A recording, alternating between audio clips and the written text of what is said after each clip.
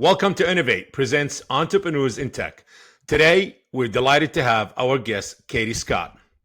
Katie, thank you for joining us. And could you please start by introducing yourself and provide some insights on your tech background and expertise? Yeah, absolutely. Thanks, Bob, for having me. My name is Katie Scott. I am one of two founding partners of Pontem Technology Partners, a boutique strategic advisory firm where we work with helping really businesses consume, optimize, evaluate technology. We'll work with the executive team to really understand strategic outcomes from a technology perspective, and then we will see that through and equip and kind of guide their strategic resource, or I'm sorry, tactical resources in really sort of seeing that through and executing on what it is that the business is looking to do with equipping their either customers or employees or the business in general with that technology of choice. So I'm also the president of the Mid Atlantic CX Forum, a recently founded nonprofit professional community organization for revenue leaders and technology leaders to come together in a way that they have never come together before. They all really kind of own technology now. And we've seen that shift, and I'm sure we're going to talk about that a little bit here. But Absolutely. the reason behind starting that was we work with revenue operations leaders, customer experience leaders, and IT leaders, and we're seeing a gap pretty often in terms of kind of the ability for them to support one another and to work best together while they all really own employee and customer experience through technology. So we'll talk a little bit about that as well. My technology background is unique. I did not go to school for technology. I have a liberal arts education degree, which I actually think has translated pretty well, just because, and again, we'll get into it, but I believe that it starts with the people and then the process, and technology really kind of comes through last to make sure that you're selecting the right one to enable those two formally mentioned things. This is pretty impressive, I have to say, Katie. You didn't go to school for technology or tech or No, AI, and no, that's all you do. And yeah, beside it, you wear multiple hats, and I don't know how do you find the time, but it's pretty impressive, I have to thank say. you. We're gonna get into all of that. Yes, Thank absolutely. you. So, Katie, is it possible to take us back in your early career and tell us a bit about what are some of the biggest challenges you faced and how did you overcome them? I mean, just by started talking to you, I already know your personality, which is pretty impressive and very inspiring for a lot of Thank you. females who want to get into the tech business, please, or Thank anybody, you. not just females. Yes. Yeah, absolutely. So absolutely. So I graduated from Gettysburg College in 2009. It was just about the worst economic environment ever. Less than 50% of my graduating peers had full-time professional jobs. So I wasn't sure what I wanted to do, but I do, in hindsight, I am happy that I have a liberal arts education because it really didn't pigeonhole me. I didn't have to pick a track like accounting, whatever it may be, and really go all in. So I've always felt very enabled and empowered to kind of pull from different pieces of my life. So with that, I started a company called Vanguard. They're a pretty well known financial institution, financial services institution. And I started as part of one of their several kind of classes of agents who were coming in to be on the phones, talk with people who have invested. I was on the institutional side, which is where they have their pensions, 401ks, participants through businesses. And I had to get my Series 6 and 63. I wasn't sure if I liked finance. It was a job, but I really started as an agent on the phones, working with customers You had the regularly. stock brokerage license, you know that. Series, Yes, I well, could no, that's say Series 7, that's right. That's no, Series that's a 7. seven. Yeah, six Yes, and yeah, 63 was yeah. really where what I was doing was I was helping employees of the different plans transact, understand their plans, take loans, hardship withdrawals, things like that. But I was part of a giant contact center. There were about 4,000 of us across the business, and I quickly figured out that I did not want to be on the phones, logging in, logging out anymore. So one of the biggest challenges I would say is trying to figure out what I actually really wanted to do. I knew I really liked working with people. I knew I liked helping people. So from there, I quickly kind of moved my way up into the area called the Helm, which is the team that oversaw, managed, ran the contact center. I thought I liked finance, so I stayed in finance. But one of the challenges that I really was struggling with was how do I apply that? Because it can be very, in several different ways, either technical finance or, but what I figured out was I really, really liked working with people, helping people. And so from there, I moved to a company called Glenmead Trust, where I was an assistant portfolio manager on the endowments and foundation side. So that is where I learned I really like, again, relationship management, working with people, trying to understand the goals they're looking to accomplish. But the biggest challenge, I would say, especially as it pertains to technology, was when I got my job at Evolve IP, my former employer. I was hired to work in a sales role as well as sell technology. And I'd never done either of those. So I appreciate the fact that they trusted me and gave me that shot. But that was tough. It was tough to get in front of decision makers in technology without a strong technical background. And so at that point, I was sort of like, what do I do now? I was pulling different pieces of each role that I knew I liked, and I ended up at Evolve IP. But I was not well suited to kind of get people on the phone and immediately add value. So I moved over to their account management side and quickly took on some of their largest customers. And I spent a lot of time kind of right sizing or looking to really help get in there and make sure that my customers were getting what they wanted out of technology. And that was where I had learned to overcome the challenge of figuring out what I liked by just digging in and kind of learning how technology can map to business outcomes, and how technology is so unique. Because at the time I joined technology, Yeah. IT was really taking, they were shifting from being a cost center to more of a like a proactive owner of technology beyond just the plumbing, right? Everyone had previously sort of expected it to work. You hope you it was up, and if it wasn't, then you had a problem. But I had joined technology, and Evolve IP had a lot of end user facing productivity tools, which we'll get into. But it was very different the way that technology needed to kind of work with the business. And that's where I figured out that my skills of helping people, mapping what people are saying to actually what's sort of being used was really helpful, because I equipped IT with the ability to go out and talk to the business, and then made sure that we as the service provider were actually delivering on that. So that said, one of my biggest challenges was being a woman, for sure, in a role where I was working in a very male dominated industry. A lot of our customers, the primary contact was someone who's very technical. So, one of my biggest challenges that I'm very proud of, but I continue to kind of come up against in different areas of my career, is the fact that I'm seen as non technical for whatever reason that might be, even though I spent a lot of time and eventually learned to the point where my tech chops really were just as good, if not better, than several of the kind of people internally. It was always something that I was really kind of working uphill and looking to overcome. And I always felt really great when I could get the respect of them once they really sort of figured out that I did know what I was talking about. And I wasn't just a salesperson. So What an inspiration for other people or women or men who wants to get thank into the you. tech industry. Let me ask you a quick thing.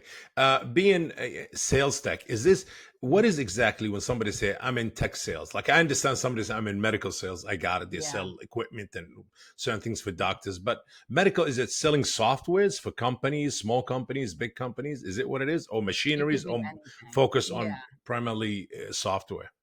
So for me, it was infrastructure, because with technology there are line of business applications, right, that are very specific, like Got it. an HR information system. You'll have your CRM, things like that, where it's really either unique to a vertical or unique to a piece of the business. The type of technology generally that I was selling and or solutioning for our clients was more enterprise applications and enterprise infrastructure, so all the tools that all their employees use to Hmm. do their job on a day-to-day basis, from And infrastructure, cloud infrastructure, to teams voice communication, to collaboration, digital experience, backup, and you disaster. learned all of this just Yeah, throughout the yeah, I day-to-day think in the work. best way possible, You actually. know, I'm Yeah. going to comment on this later towards the end of the interview Okay, because it's pretty impressive. thank you. You've been in the tech world for over 15 years. Yes. And what are some of the biggest changes you've seen how business use technology these days. Yeah, that's a great question, especially because my time has spanned COVID, right? So that Correct. was an interesting as well. But even before that, I think it was very interesting for me to join when I did because the folks who were in my industry a lot longer had Uh-huh. been in my industry working on things like wide area networks, long distance calling, much more sort of less user impacting than where technology sits today in the business. Technology, frankly, is the business now. And so we have seen it go from kind of cost center where it's the price of doing business. It is what it is. You have your IT team, but it's really looked at as like we don't want to hear from them unless it's broken. Hmm. Otherwise, be seen and not heard, basically, to an internal IT sort of support and service center where IT was starting to look at the employees as the folks that they service, their stakeholders, and that's still the case. However, it's even changed more so where now IT really owns a strategic seat at the table in terms It of does. enabling the best employee Yeah, experience and subsequently customer experience because this digital world, that is how your customers can or cannot communicate with you and how your employees can or cannot be empowered and enabled and efficient using the right tools to do that for you. So absolutely. we've seen business shift as well as where IT kind of sits in the business take a big leap, and now they are really kind of proactive business partners in owning that. Amazing. Can we just clear the way a bit and talk about one little important thing? There's a misunderstanding and misconception, I would say, for our listeners, and viewers, and everybody out there that, first of all, you earned the title of being a tech entrepreneur. I don't care what you earned it, Thank you. 100%, yes, with a certificate. And you commenting on this is pretty important that a lot of people fear. They say, "Oh, AI will take over AI." And I would say, my personal opinion is AI is only a tool. It's going to help us advance to make things better, faster, and get us to where we need to be at a faster pace. And Mhm. all we need to adapt to it and learn it, not be afraid of it, learn it. Your comment as a tech entrepreneur, Yeah. please.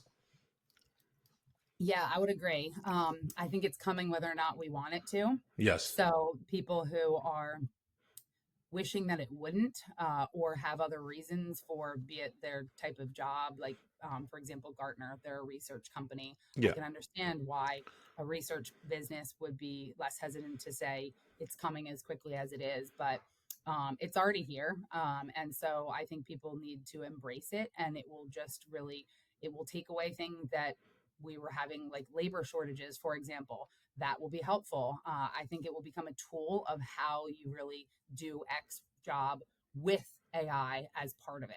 And that is really going to be where we see this moving.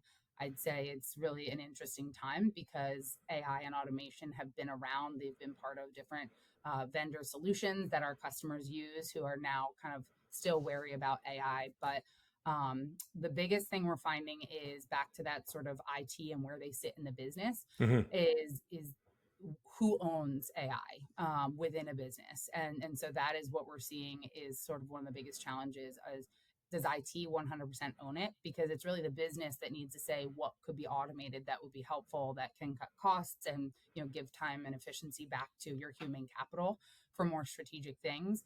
However, IT it's all new to everyone. So that has been one of the biggest things that we've seen from a challenges perspective is who kind of owns fully the what do we do? How do we do it? Does it make business sense? How are we calculating where we want to start first? Hmm. But yeah, absolutely. I think it's not going away at all. In fact, for the Mid Atlantic CX Forum, we just had our first summit that last week, and we had Dr. Steve Andriel, who is the Thomas G. Lebrecht Professor at Villanova University's Technology School. He teaches AI and machine learning, and his presentation was incredibly eye-opening and thought-provoking for everyone who came. Just because I think the first step is really ripping off the band-aid and saying it's coming whether or not we like it. Now, what do we do about it, and how do we sort of work within that and do it responsibly. Very insightful. Thank you for Yeah, the yeah, information. Absolutely, something that our viewers and our listeners and whoever else comes across the show, yeah, that's definitely very helpful. yeah, You absolutely. worn lots of hats, Hmm. from client success to leading contact Yeah. centers. How have these different roles you played influenced the way you approach tech advisory? Yeah, great question. Significantly so. I think that my background, having sat in those seats, allows me to really understand a little bit more and empathize with where those stakeholders are coming from Hmm. and their reliance on technology. And we focus a lot. Pontem means bridge in Latin.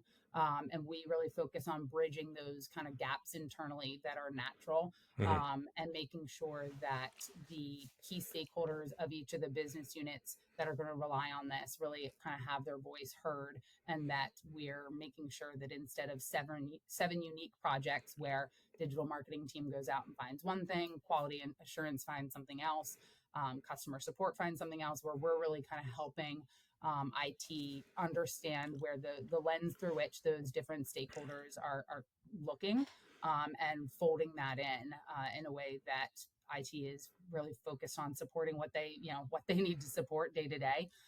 So it has significantly impacted it because I saw a pretty big gap in terms of technology partners and distribution that existed when I worked in my former role. And really, this was the biggest area, is that no one knew how to guide the technology team to then identify the right Hmm. people to engage, when to engage them in the evaluation to make it beneficial for everyone, and then really kind of how to make sure that you're capturing and delivering on what they need. So it has, I think, been pretty significant for me, just coming from more of a business background and then folding the tech in versus starting with just the tech and then kind of backing in the business into that. You focus on helping businesses use CX, EX, AI, tech Mhm. solutions effectively. What are some common hurdles you see, and how do you help businesses get Yeah. past them? Great question. I would say, not to be kind of continue to repeat myself, but the alignment is Yes. one of the biggest hurdles. Is the fact that these are different projects that touch so many different areas of the business and are not really kind of able to be unilaterally made in a vacuum decision. That's, is it secure? Is it infrastructure? Will it work with whatever else we have? Yes, those were really kind of the questions before.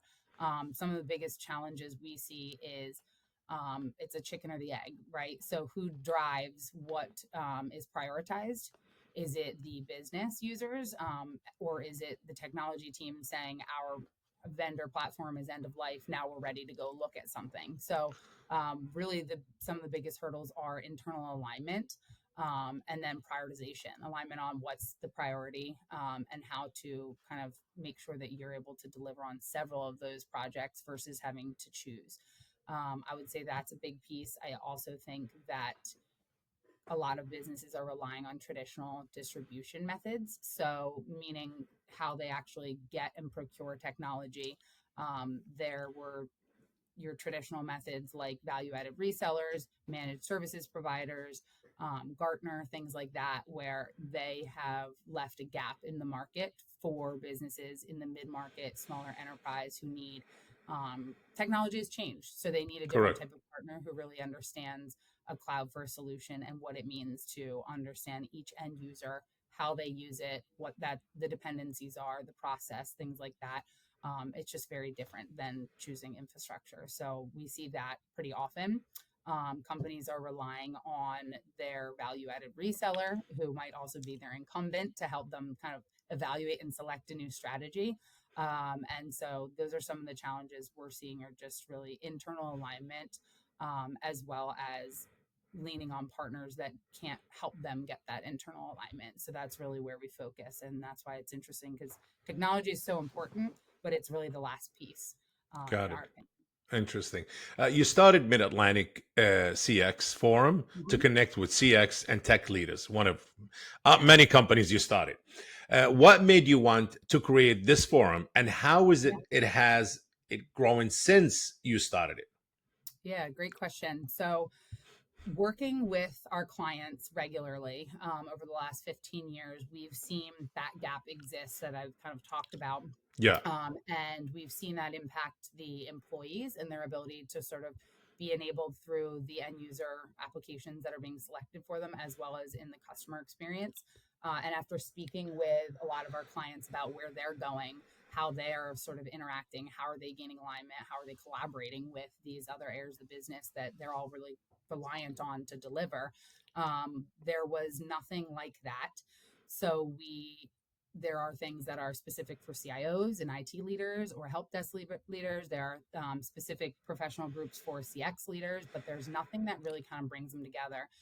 And since that's such a core component of how we help businesses, and there's a long kind of education cycle getting them involved and having them think about a different way to evaluate, to optimize technology, and to source technology, we thought that it would be a great idea if we could sort of bring them all together as peers, so that they can start to collaborate, learn together, be exposed to different technology that normally a lot of CX and revenue leaders would have to wait for their technology teams to bring to them, usually a little bit late in the evaluation cycle. And so we saw that gap. We asked quite a few of our clients if they thought there would be value there. We got a resounding yes. So we started that about 2 months ago, actually. And so we're excited to kind of fill that gap and have the endorsement of those other groups that have been well established, like SIM, Society for Information Management, HDI Philly, CX professionals, where they're saying, yes, this is a need to bring everyone together. They were traditionally very siloed. And now there's a lot of dependency there. Hmm. So that was the reason behind it, as well as if we can help more companies than just the ones we're actively working with by creating this type of community for them as well. That would also be really great from an education perspective. So that was Impressive. how we started it. I Yeah. mean, how did you come up with this? That's a separate question. Yeah, Y- y- happy to share that with you. But it's been really exciting. We have now 7 people on our advisory board who yeah. are overseeing our mission, and those are CIOs from companies like Vanguard, from large businesses who have said yes, this is a need. So we're excited about that, and we just had our first nonprofit launch last Wednesday, and we didn't even have enough seats in the room, so that was both Wow, stressful and welcome. congratulations. Yeah, I yeah, mean, I thank see you. you have a niche of finding what is wrong and what's needed, and you go Yeah, after it. For yeah, somebody who didn't even go to school for tech or business I did strategies not. or none, you went for Yeah, liberal arts. You took the simplest yeah, way in school, but you chose one of the most difficult ways in life in business world. yeah. Amazing, and you succeeded in it. Thank Kudos to you. you, definitely. I would probably see a masterclass coming soon by Katie Oh my Scott. first we have to make sure I can execute on all this, right? But yes, yeah, master class next, Definitely. absolutely. You're going to inspire a lot of people once Thank they you. watch this episode. A lot of young entrepreneurs, women and men, and who's going to be inspired by your path and your knowledge and how did you carve all of this and consume this knowledge. So everything is possible in life. From what I see, Absolutely, and the message absolutely. that we're giving away from this episode, beside all Hmm. all the interesting, insightful information that you telling us, and we're still going, that it's anything is possible. You just got to put your head Yeah, to it and mind to it and just do it. Don't be afraid. Embrace yeah, it. Amazing, absolutely. amazing, Katie. Thank you. We need a. Do you have a book out or no? Oh my gosh, I'm gonna no, do the book for you. no, We, not yet. th- we need a book from Katie Scott, and we need a master class. Okay, Absolutely, yes, all definitely, right. much needed, and will deserve to you. Awesome. Putnam Technology Partners. Yes. You bridge the gap between Hmm. C-suite strategies Hmm. and a particular tech solution. How Yeah. do you differ from traditional IT service providers and consultants? Yeah, great question. So, we believe that there is, so right now there are kind of the landscape that's out there are the research firms, the leading market research firms, the traditional kind of brokers that were more doing telecom, more network, things like that, where they were getting several quotes. and helping kind of diminish the amount of administrative burden that is for businesses. There are your traditional consultants, right? Those big four that will work with you on the strategy, hand you a pretty expensive book, and then say, go figure out how to execute this on your own. And they generally really only point to Gartner, who's best of breed, but they don't really map what's best for you. And then lastly, there's the value added resellers and managed services providers, and those folks more engage on the tactical level, day to day support, less strategic. So we believe that we differ in that we bridge sort of the strategy you're going to get from an Accenture, from a large consultant, but we actually map it to what's best for you versus best of breed.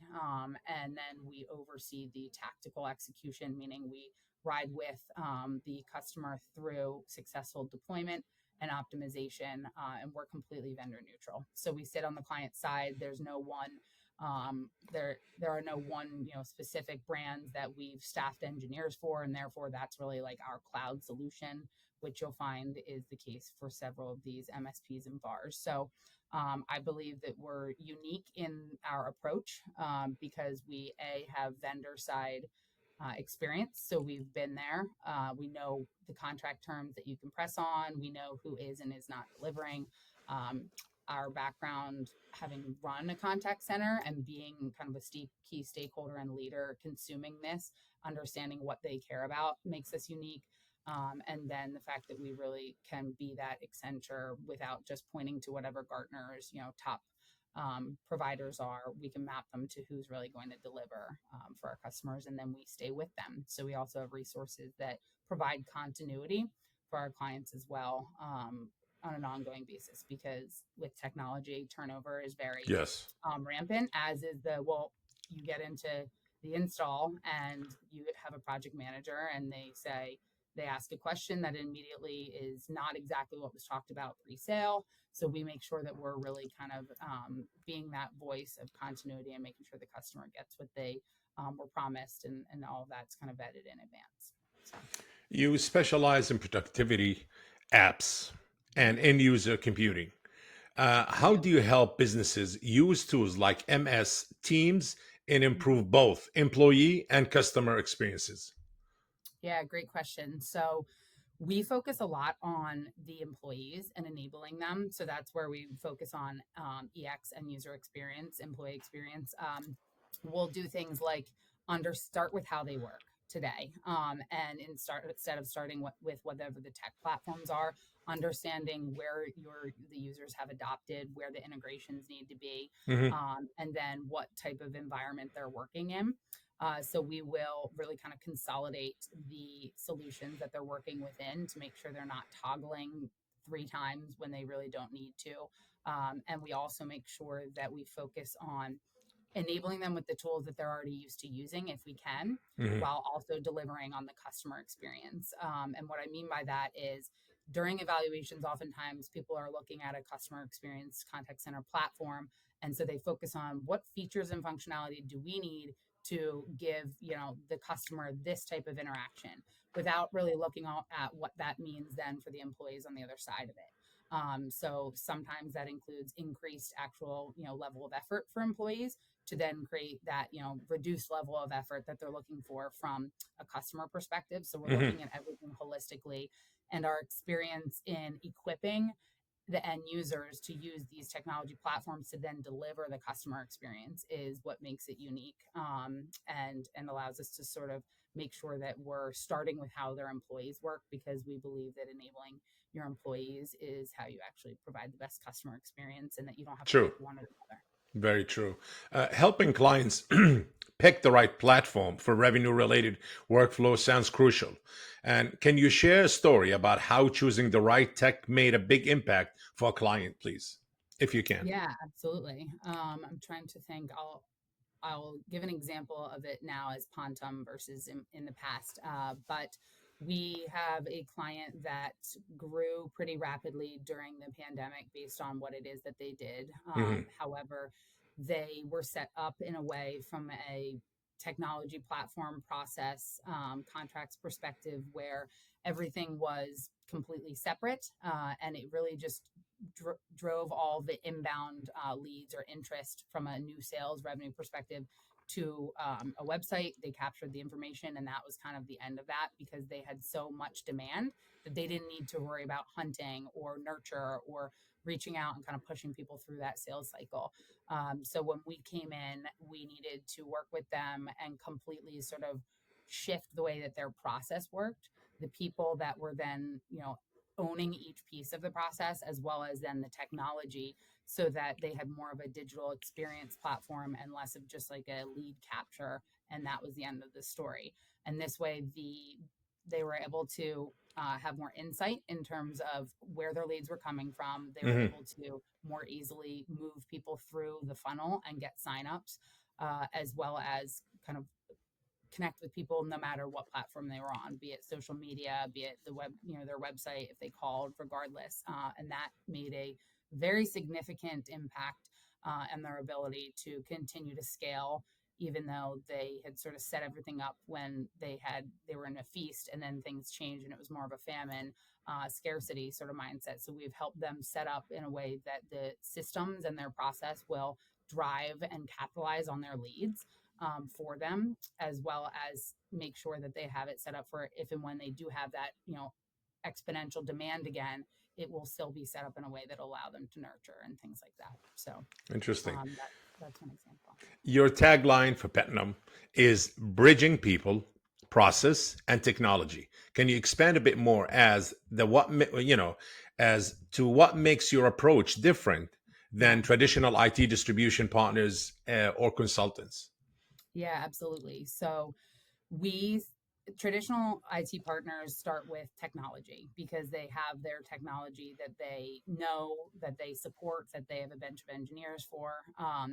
And so generally they're going to start with the tech and then back into everything else, where the people, process, and technology is a big piece of why we started this business, and what we saw was a need, which is starting with the different key stakeholders and end users and understanding how they work, where they work, what the company is expecting them to deliver on, what are their KPIs, what are the tools that they've been equipped with, and then also working through and outlining their process so that we understand, does the process need to change too? Because oftentimes people will buy a new technology and think that's going to solve everything, and frankly, it just won't. Unless you make sure that your people are enabled and you understand what they're looking to do with it and what they're going to be expected to deliver on with it, the process that they follow, the Hmm. process that, from an integration perspective, and then you kind of finally map that technology back to it. If you start the other way around, it will absolutely fail, which we have seen several times. And that's what tends to happen when you start with maybe a value added reseller or a managed services provider who has their tech. That's where you kind of go first, and then they figure out, well, that it worked for only 70% of our users. So we really start with the people that are going to be using technology, back to the it's not plumbing anymore.